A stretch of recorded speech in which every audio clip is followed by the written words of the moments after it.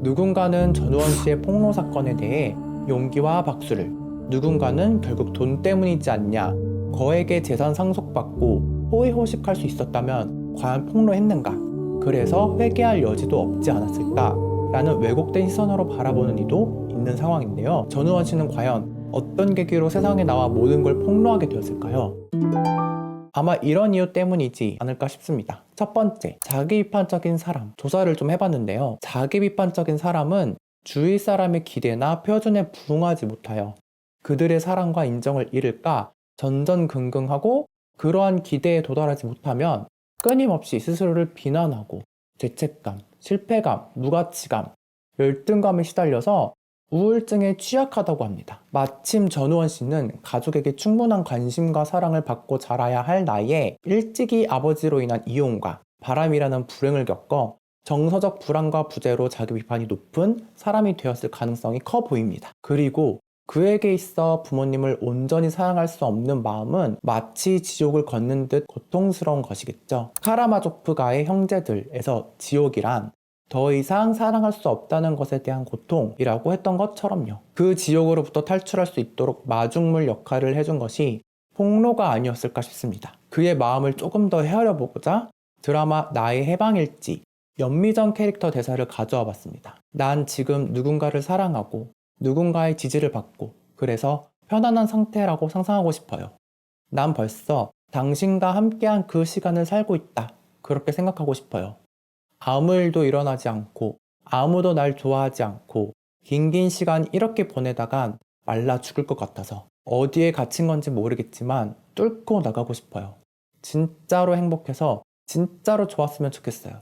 그래서 이게 인생이지, 이게 사는 거지, 그런 말을 해보고 싶어요. 상대방이 이랬다 저랬다 하는 거에 나도 덩달아 이랬다 저랬다 하지 않고 그냥 쭉 좋아해보려고요.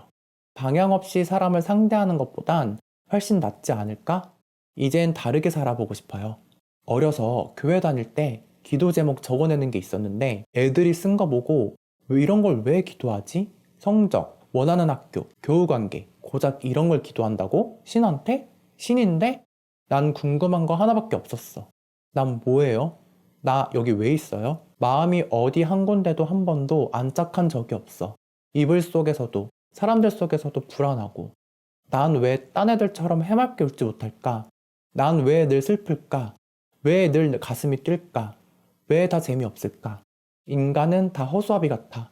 자기가 진짜 뭔지 모르면서 그냥 연기하면서 사는 허수아비. 어떻게 보면 건강하게 잘 산다고 하는 사람들은 이런 모든 질문을 잠재워두기로 합의한 사람들일 수도, 인생은 이런 거야 라고 어떤 거짓말에 합의한 사람들, 난 합의 안 해, 죽어서 가는 천국 따위 필요 없어, 살아서 천국을 볼 거야, 행복한 척하지 않겠다, 불행한 척하지 않겠다, 정직하게 보겠다.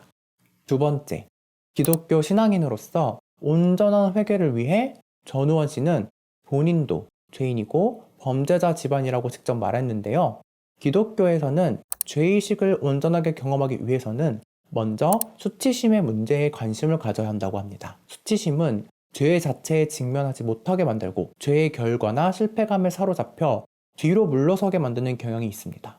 그래서 수치심에 이끌리면 죄와 온전하게 마주하기 어렵게 되겠죠. 전우원 씨의 동기가 될 수 있는 수치심에 대해 더 살펴보겠습니다. 목회자 제프리 피터슨에 의하면 수치심은 누군가에게 피해를 주었다는 인식보다 더 깊은 곳에서 주관적으로 자신을 비난하는 것이고, 죄의식은 자신의 객관적인 기준에 따라 자신의 특정한 행동으로 누군가에게 피해를 주었다고 느낄 때 경험됩니다. 따라서 수치심이 나는 나쁘다 라는 의미와 관련되어 있다면, 죄의식은 나의 잘못은 나쁘다 라는 의미와 관련되어 있습니다. 정신분석학자 앤드류 모리슨에 의하면 죄의식은 사람들로 하여금 고백하게 만들지만 수치심은 덮고 숨기고 뒷걸음질 치게 만든다고 합니다. 따라서 수치심의 문제를 해결하는 것은 진정한 죄의식 경험을 위한 중요한 선결 과제 중 하나라고 할 수 있겠네요. 아시겠지만 예수님은 십자가 죽음이라는 부끄러움을 몸소 당했죠.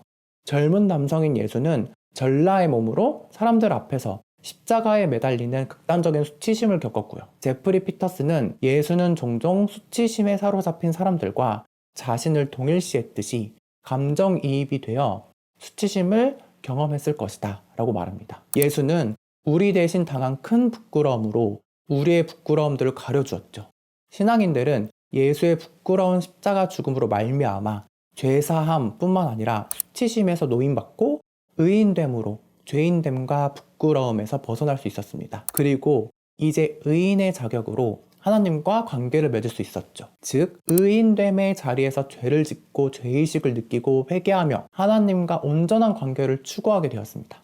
따라서 신앙인의 죄의식 경험은 하나님과 깊은 관계를 맺을 수 있는 환경이자 영적 성장의 기회가 된다고 합니다.